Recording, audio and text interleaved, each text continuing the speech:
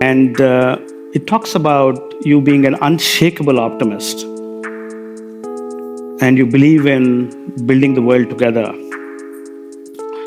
In the context of everything happening around us, a refugee crisis all over the world, depending on who you ask, they would tell you we are in a recession or we are not in a recession. Energy prices, food prices, international trade, diplomatic ties are on an all-time low. I mean, who gets to war for these kind of the situation we are in? Jamie Dimon actually said last week, he spoke about multiple things. He said AI will take 2 3 days a week. Then he said we are living in the most dangerous time in the world in a few decades. Ray Dalio literally spoke on Monday and said 50% chance that there's a World War III. I want to ask you, are you still an unshakable optimist? Not anymore. So I think we have to be clear what optimism is. When I describe myself as an optimist, people's immediate reaction is that I'm naive or blind. Optimism is neither. It is not to be confused with blind positivity. Everything's fine, everything's good, or the obsession with focusing on the things that are working and ignoring the things that are broken. In leadership, this is dangerous. There's a lot of leaders who think that they have to be positive all the time so that their teams will be positive, even when things around them are difficult. And that actually backfires, to be honest, because when people are struggling and people are finding it hard to be positive in the day, and your leader comes in and is like, everything's great, it actually makes us feel worse because we think there's something wrong with us.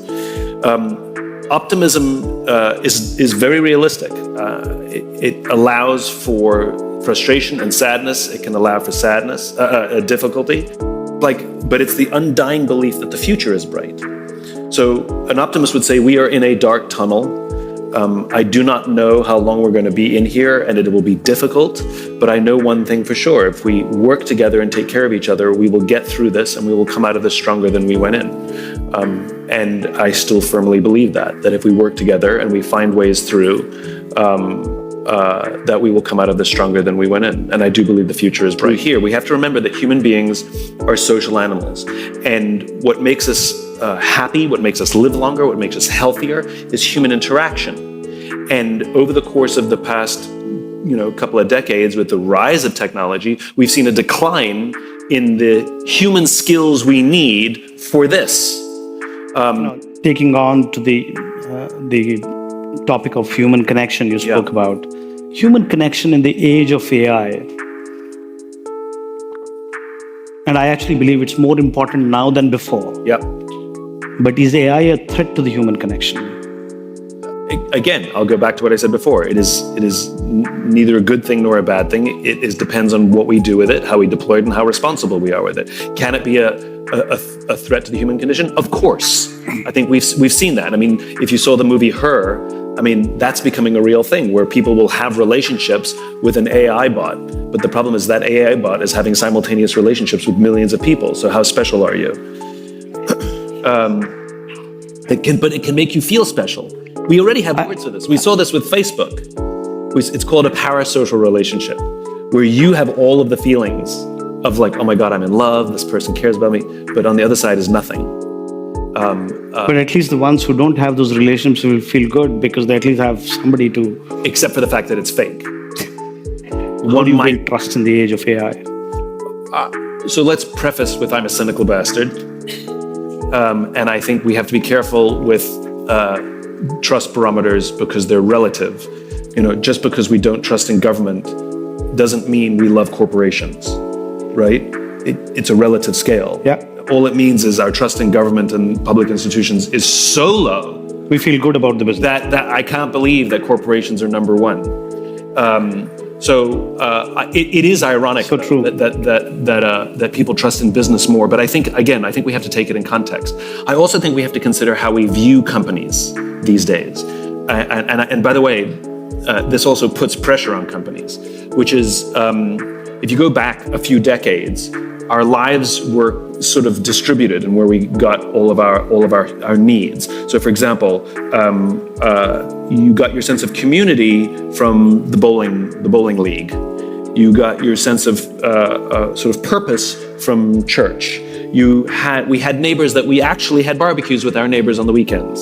And work was a place that you were loyal to work and work was loyal to you, and you worked until you got your gold watch. And as an aside, I will stand on stages and I will ask a group of people like, who doesn't know what I'm talking about when I talk about the gold watch, and like all the young hands have no idea what I'm talking about. Like literally that metaphor is lost on an entire generation. But we would give our lives, and by the way, there was trust both ways. The company would take care of us and we would take care of them.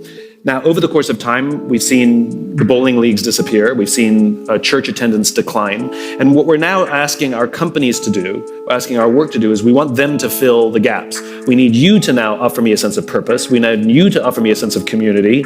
Now we need you to agree with my politics as well. And this massive pressure on companies to fulfill all these human needs, which it's not a good thing or a bad thing. It is a thing. I'm going to ask you a question which kind of just came into my mind, and I've never found a good answer for this, and I'm hoping you can. Performance appraisal systems in every company I worked for and every client I've spoken to have been the most controversial and the most debated topic. Yeah. And they never put vulnerability on the top. Yeah. If you write, these are the things I don't know, your performance appraisal is going to be the lowest. Tell us what you believe would be the best performance appraisal system, just a philosophy. Yeah. In an enterprise. I mean, it wasn't on my script. I was just trying to think about building something extraordinary for Cognizant, and I've never found one. And I'm quite sure many in the audience will agree that it's the most talked topic. Yeah. The person you're appraising always thinks that they've done better than what you think. Yeah. And you never agree. Or a small percentage agree with you because you've rated them high. Sure. I mean, you're not wrong. Tell us, is there a philosophy you believe the world has not tested, which somebody like you should, Sure. Yeah.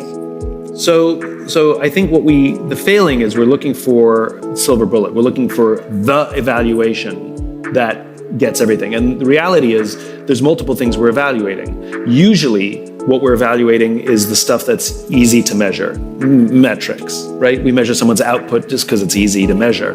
And just as an aside, and this influenced heavily my thinking on the topic. The Navy SEALs, which are not far from here in Coronado, the Navy SEALs, within the Navy SEALs is a more elite group called SEAL Team 6, which many of us are familiar with.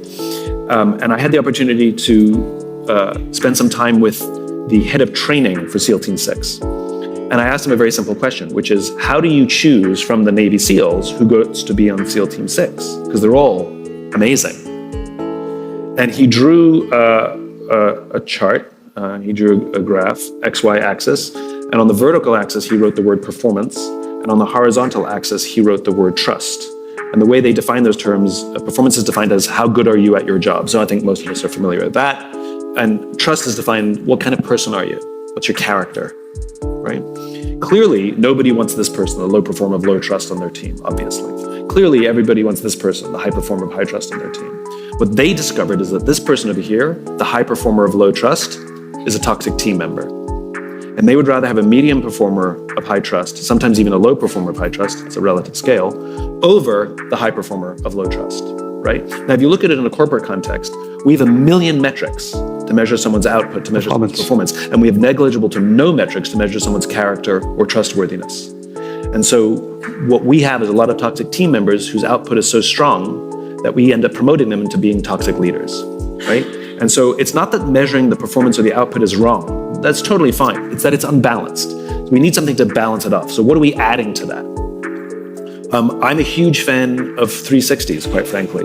I think the way we do 360s is usually flawed, though. The way we do 360s is we don't put them in anybody's file and we don't use them as a gauge of promotion. We use it as a learning tool. And I want to see that your 360 improves over time. It's the growth that I want to see. And by the way, if you're growing, your teammates like you more and your output is better, as is the team's output. The way we do it, and it's a way, it's not the way, but we've tinkered with it and we like it, is you take the group of people you work with, to your core team, so it has nothing to do with just engineers or just marketing. Like if you have regular interaction, your team, and each person fills out a form, very simple. What are your three biggest weaknesses? What are three specific examples of your biggest weaknesses or areas that you believe you need the most improvement? You have to write three specific things. And then what are the three specific examples of the areas that you've grown the most or your natural strengths? And you put three specific examples. We collate them, we give them around, and then we sit in a meeting and each person, one by one, has to read out their weaknesses, and the rest of us get to add to the list. And you don't get to say anything other than thank you. And we give a little preamble that starts off that says, these feedback sessions are to benefit you. We care about you. We want to see you grow as a human being. We want to see you grow as a team member. And the people in this room would rather not do this exercise because the stuff they want to tell you is really uncomfortable for them to tell you. But they're going to muster the courage to do it because they care about you. So say thank you. If you disagree with something, then just put it aside and brush it away. It's fine. If it triggers you, if it makes you angry, it's probably true. And so the only person who's allowed to record it is the person who's getting feedback, so if they want it for note-taking later. And you do your biggest... You do this in your firm, you said? What's that? We do these, yeah.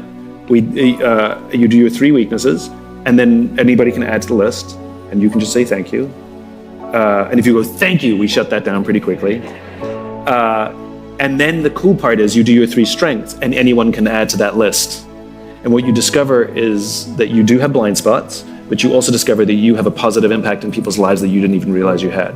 And it's pretty magical. The tears that happen usually happen with the positive stuff. It's really hard to do it the first time because it is a vulnerable environment, but over the course of time, it gets easier and people start really enjoying them. And there's variations depending on time. We've also changed it where you do it and then you invite three people to come and do it with you. Just makes scheduling easier. But yeah, we really like those. So we're constantly looking for ways to keep the quantitative and the qualitative a little more balanced.